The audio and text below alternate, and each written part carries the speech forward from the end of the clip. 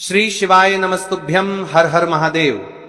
दोस्तों, आप सभी लोग जानते हैं कि 14 नवंबर 2025 यानी शुक्रवार को पड़ रही है मार्गशीर्ष महीने की दशमी तिथि। और दोस्तों, ये वह तिथि है जो मार्गशीर्ष महीने में पड़ने वाली सबसे बड़ी तिथि है, क्योंकि ये शुक्रवार के दिन पड़ रही है और इसका बहुत ही बड़ा और विशेष महत्व होता है। पूज्य गुरु जी ने कहा है, अगर कभी भी मौका लग जाए और मार्गशीर्ष महीने की दशमी तिथि शुक्रवार को पड़ जाए तो आप एक छुटकी काला तिल वाला उपाय तो अवश्य ही करना चाहिए। इन दोनों का संयोग बहुत कम आता है। और इसी के साथ में गुरुजी ने अपनी शिव पुराण कथा में बताया है कि इस दिन आपको एक छुटकी काला तिल वाला उपाय तो आपको अवश्य ही करना चाहिए, क्योंकि ऐसा दिन पूरे साल में सिर्फ एक ही बार आता है।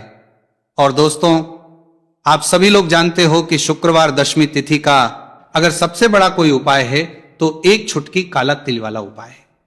तो दोस्तों, शुक्रवार दशमी तिथि के दिन आप लोगों को इस एक छुटकी काला तिल वाला उपाय को जरूर करना है। बहुत सारे लोग होंगे जिन लोगों ने इस उपाय को ना किया हो, मतलब पूरा महीना निकल गया, उन्होंने किसी भी दिन इस एक छुटकी काला तिल वाला उपाय को ना किया हो। पर दोस्तों, आपके पास एक आखिरी मौका बचा हुआ है, जो कि 14 नवंबर शुक्रवार दशमी तिथि के दिन है। तो इस दिन आप लोगों को इस वाले उपाय को जरूर कर लेना है।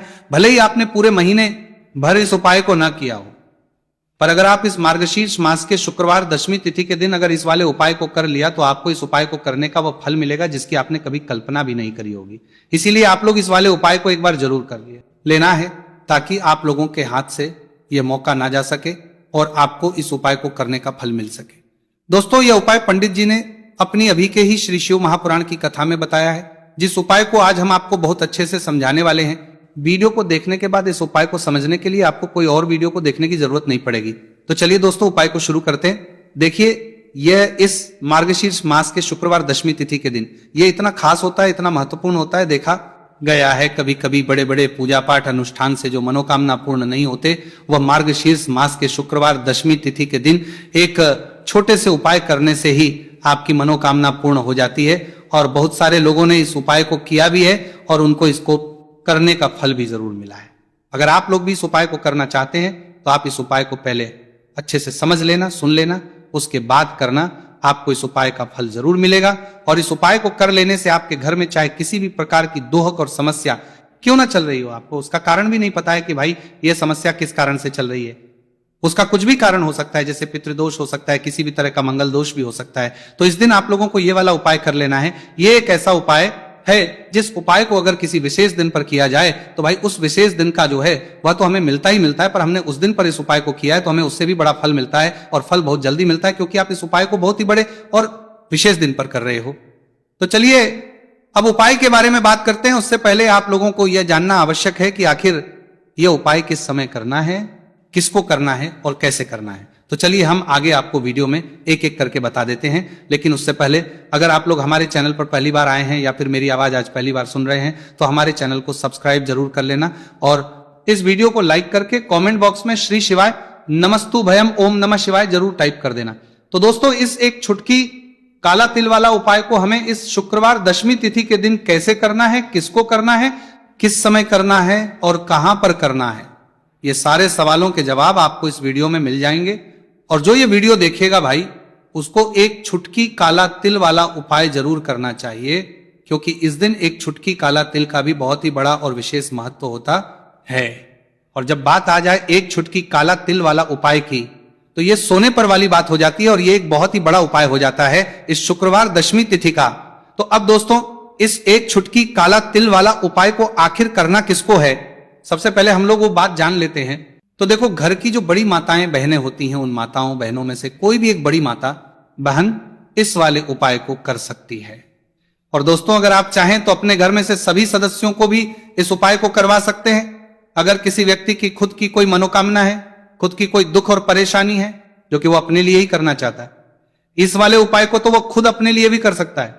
बाकी अगर कोई घर में से ऐसा है जो कि अपने पूरे घर परिवार की सुख और शांति के लिए ये वाला उपाय करना चाहता है, तो भाई वो भी कर सकता है, उसमें भी कोई दिक्कत वाली बात नहीं है।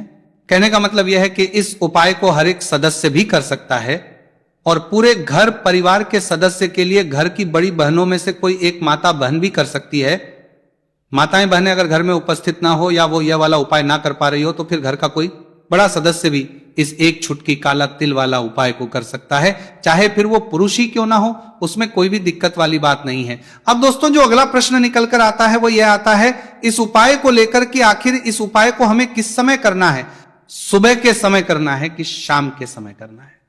तो देखो इस वाले उपाय को आप लोग सुबह भी कर सकते हो और शाम के समय प्रदोष काल में भी कर सकते हो। अब अगर आप पूछो कि भाई सबसे उत्तम समय कौन सा रहेगा इस एक छुटकी काला तिल वाला उपाय को करने का, तो हम आपसे बस यही कहेंगे कि इस उपाय को आप सुबह के समय करेंगे तो ज्यादा बेहतर होगा। बाकी अगर प्रदोष काल शाम के समय भी करेंगे तो भी अच्छा होगा, उसमें कोई भी दिक्कत वाली बात नहीं है। तो अब दोस्तों जो अगली सबसे बड़ी और महत्वपूर्ण बात आती है वह ये आती है कि सुबह अगर हम उपाय को करेंगे तो हमें कितने बजे से लेकर कितने बजे तक के बीच में करना है, और शाम के समय प्रदोष काल में करेंगे तो हमें कितने बजे से लेकर कितने बजे के बीच में करना है। तो देखो सुबह जितनी जल्दी हो सके आप उपाय को करने की कोशिश करना। बाकी अगर किसी कारणवश लेट भी हो जाओ, थोड़ी देर भी हो जाए, तो 10 या 11 बजे तक भी आप उपाय कर लेना, पर 12 बजे से ज्यादा देरी ना हो, ठीक है, इस बात का ध्यान रखना।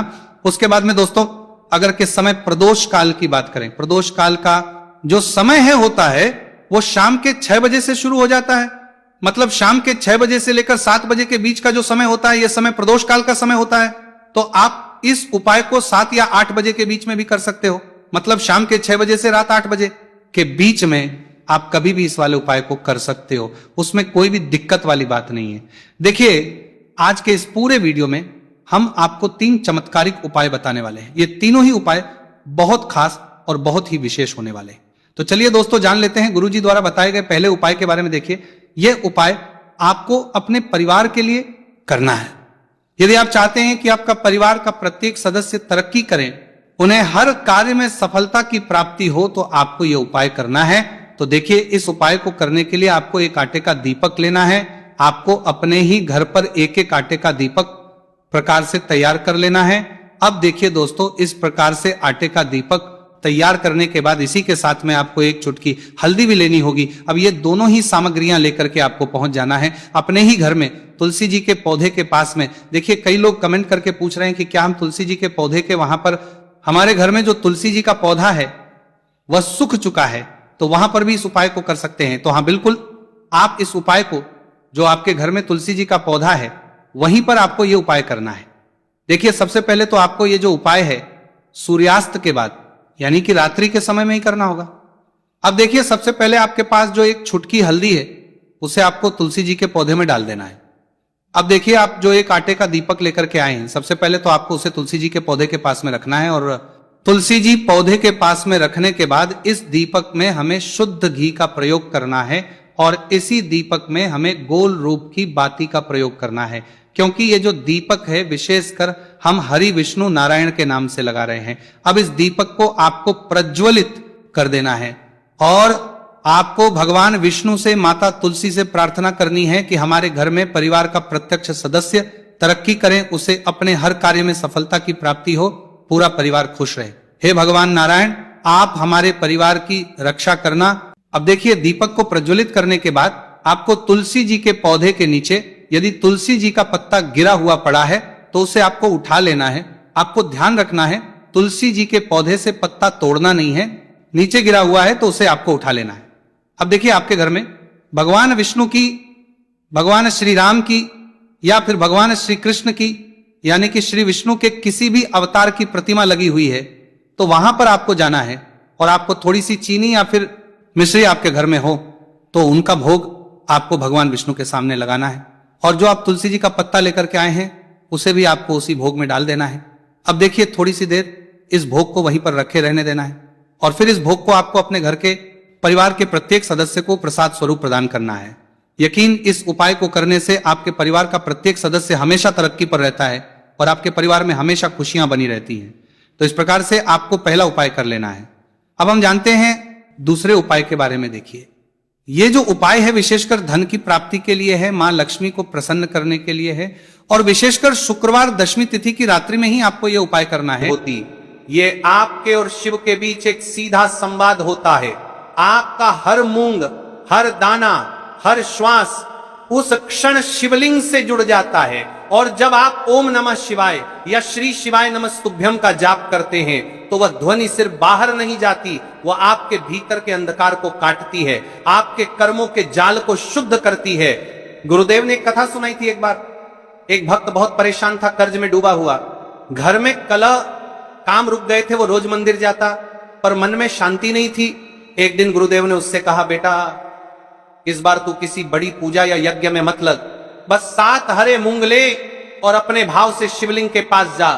वो व्यक्ति बोला, गुरुदेव सिर्फ 7 मूंग से क्या होगा। गुरुदेव मुस्कुराए, जिसे तू तुच्छ समझ रहा है वही तेरी किस्मत का ताला खोलेगा। उसने वैसा ही किया, मात्र 7 मूंग, और गहरी श्रद्धा से भगवान शिव के सामने गया। कुछ ही हफ्तों में उसके जीवन में जो परिवर्तन आया वह उसके लिए किसी चमत्कार से कम नहीं था। गुरुदेव कहते थे, हर मूंग में शिव का अंश होता है। जो मूंग तुम अर्पित करते हो वह तुम्हारे पापों को शोषित करता है और उन्हें शिवलिंग में विलीन कर देता है। अब दोस्तों समझिए इस उपाय का रहस्य। क्यों सिर्फ हरा मूंग, क्यों सिर्फ 7, और क्यों शिवलिंग के पास हरी वस्तु सदा मंगल और शुद्धि की प्रतीक मानी जाती है। यह धरती का रंग है, जीवन का रंग है। जब हम हरे मूंग को अर्पित करते हैं तो हम अपने कर्मों के बीजों को शुद्ध धरती में बोते हैं, और 7 यह संख्या 7 लोकों, 7 चक्रों और 7 ग्रहों से जुड़ी है।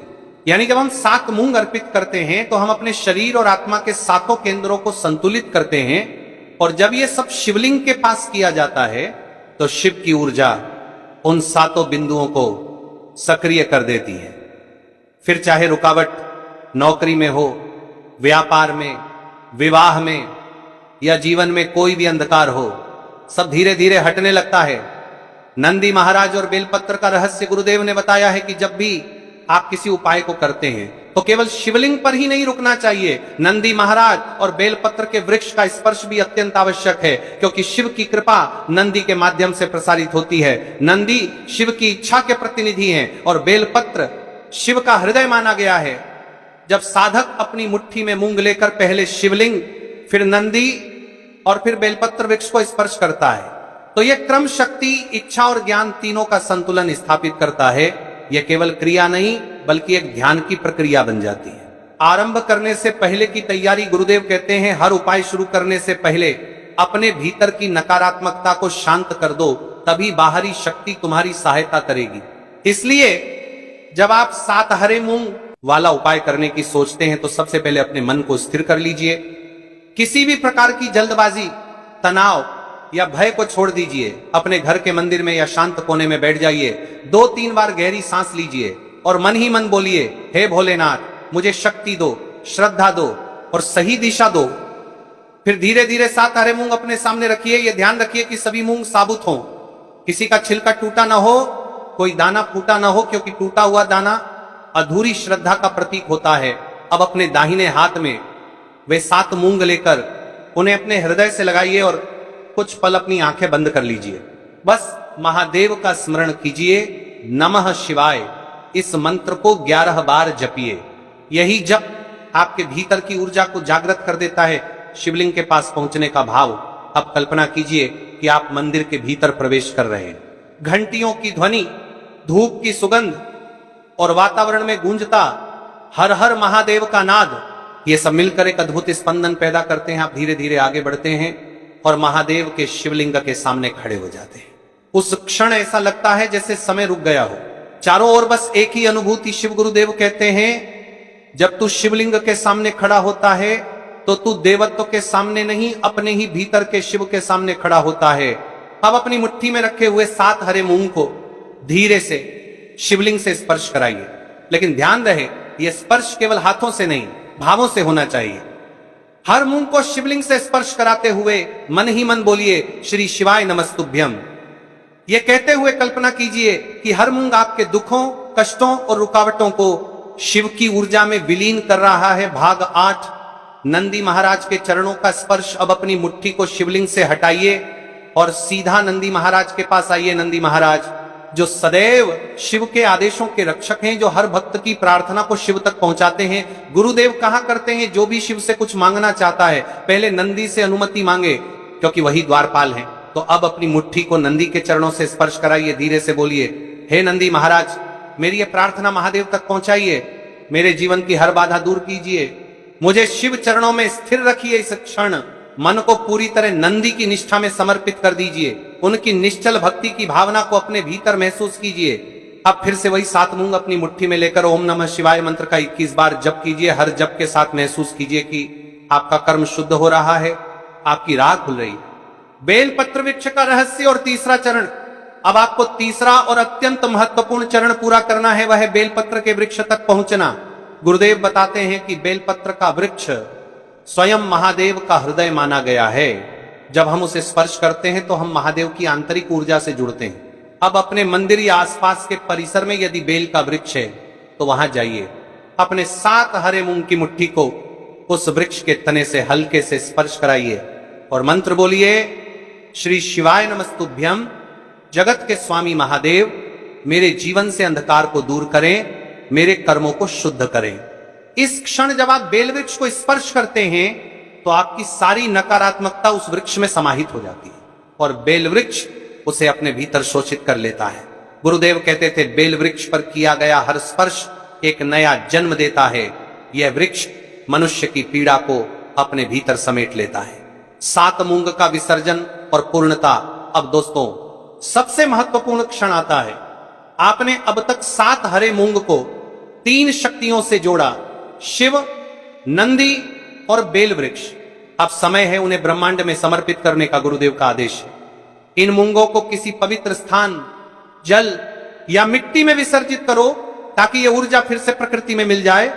आप चाहें तो मंदिर के पास किसी तुलसी या पीपल के पौधे की जड़ में या किसी बहते हुए जल में इन्हें विसर्जित कर सकते हैं, लेकिन विसर्जन करते समय अपने हृदय से यह प्रार्थना जरूर करें, हे महादेव, जैसे मैंने इन 7 मूंगों को अर्पित किया है वैसे ही मेरे जीवन के 7 द्वार खुल जाएं। ज्ञान का द्वार, स्वास्थ्य का द्वार, सुख का द्वार, शांति का द्वार, संपत्ति का द्वार, प्रतिष्ठा का द्वार और मोक्ष का द्वार। इसके बाद अपनी दोनों हथेलियां जोड़ लीजिए, महादेव को प्रणाम करिए। मन ही मन बोलिए, हे महादेव, जो भी हुआ वह आपकी कृपा से हुआ। आप देखेंगे कि कुछ ही दिनों में आपके जीवन में ऊर्जा का प्रवाह बदलने लगेगा। अवसर खुद आपके पास आने लगेंगे, मन शांति महसूस करेगा और सबसे बड़ी बात, आपके भीतर विश्वास की लौ स्थिर हो जाए। आध्यात्मिक परिणाम और संकेत। गुरुदेव कहते हैं कि जो व्यक्ति यह उपाय सच्चे मन से करता है उसे 3 दिव्य संकेत प्राप्त होते हैं। पहला संकेत, सपनों में शिवलिंग, जल या सांप का दर्शन।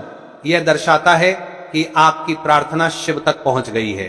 दूसरा संकेत, मन का अचानक शांत हो जाना, पुराने भय और तनाव का मिट जाना।